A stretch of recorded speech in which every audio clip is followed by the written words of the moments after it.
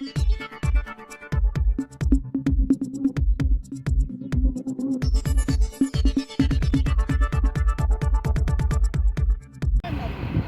आपण आहोत निवती जे बंदर आहे त्याच्या समोरच्या समुद्रात इथं आहोत. खरं तर ही बोट तुम्ही बघताय, ही बोट आहे पर्सननेटची बोट आहे.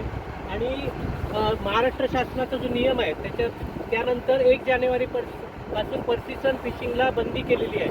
आता ही साधारण बोट आहे, ही साधारण 7 ते 8 वावामध्ये या ठिकाणी दिसते बोट, ही मासेमारी करते. खरं तर ह्याच्यावर कारवाई झाली पाहिजे आणि ह्या बोटीला जो शासनाची जो कायदा आहे त्याच्याप्रमाणे दंड झाला पाहिजे. पण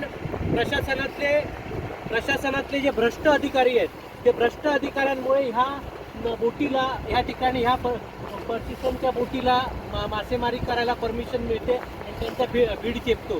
तर मी शासनाकडे मागणी करतो की ह्यांच्यावर तर कारवाई झालीच पाहिजे, पण त्याच्याबरोबर प्रशासनातले जे झारीतले शुक्राचारी आहेत त्या झारीतल्या शुक्राचार्यांना केलं पाहिजे. कारण पालकमंत्र्यांनी मत्स्योद्योग मंत्र्यांनी ड्रोन आणले, इतर यंत्रणा आणलेली आहे यांच्यावर लक्ष ठेवण्यासाठी. पण जे प्रशासनातले जे भ्रष्टाचारी बाबू आहेत त्यांना ह्या सगळ्या गोष्टी करायच्या नाही आहेत. ह्या सगळ्या तिकडे जरा दाखव ते ह्या सगळ्या ह्याच्या म्हणून ह्यांना इथे हे बघा, हे इतकी बोट आहे, ह्या बोटीवर नंबर पण नाही आहे साधा. ह्या बोटीवर नंबर नसलेल्या ही अशा प्रकारच्या बोटी ह्या सागरी सुरक्षेसाठी अतिशय घातक असतात.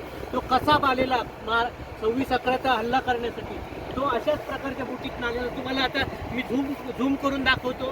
ते जे नंबर आहेत बोटीचे, ते नंबर बोटीचे कसे खोडलेले आहेत ते बघा तुम्ही. तर ते खोडलेले नंबर अशा प्रकारचे हे सागरी सुरक्षेला एक आव्हान म्हणून त्या ठिकाणी होतं.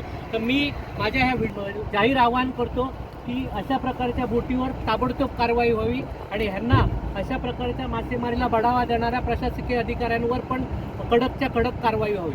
धन्यवाद.